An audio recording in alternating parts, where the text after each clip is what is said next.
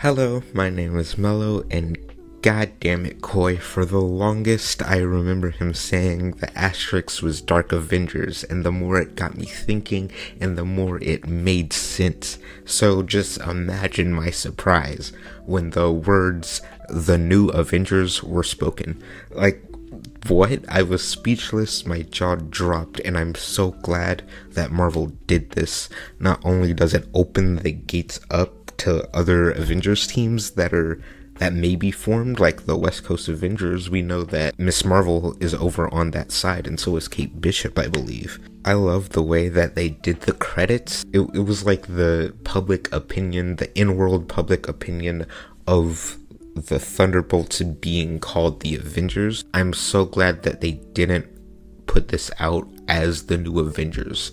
They waited till the end of the movie, after you got attached to these characters and you felt their pain and you share their pain, that now you are more accepting to calling them the new Avengers, even though this is a group that doesn't have that well of a track record. In America. I'll have you know I was actually the official Captain America, so. Yeah, for like 2 seconds.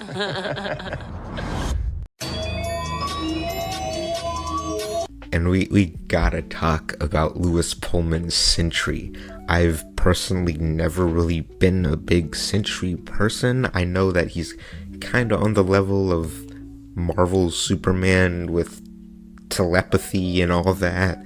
And there's like a darker half called the Void. But that's like baseline of what I knew. Whatever I knew before, they brought over and then just added. I can't say for sure how he is in the comics, but I know for a fact, just by hearing what people say, this kind of just elevated the comic book character in a way that I don't really think the MCU has done since Iron Man. Like, it just made the character of the comic better. The conflicts that Yelena and Bob had, Bob being the Sentry, were amazing, and they hit every point. The theme of this loneliness, and there was this whole speech about how she has this loneliness and this emptiness and this void, this feeling of there's just something not there, and that's okay. They push past that and be like, yeah, but that's okay. You don't have to know everything. You don't have to figure everything out. And that's also the family aspect, because, oh my gosh, I could go on and on about this. It's so good the way that they do this.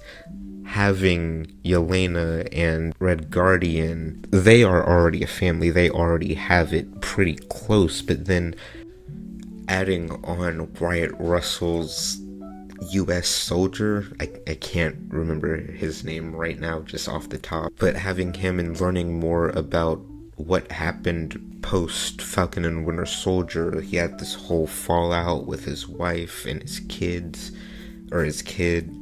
It was beautiful, and the fact that you didn't even really learn that till maybe the last 30 minutes, it was very heart-wrenching. And it definitely got to a lot of people. I cannot stress enough how well they did this and then wrapped it up in like a MCU coded bubble. They did this so well. I think the funniest moment in this entire film had to be within the first maybe 20 minutes, they just kill off Taskmaster. It was very apparent that nobody wanted her there. She was just there. There was no way they were continuing Taskmaster after the fallout that happened in Black Widow.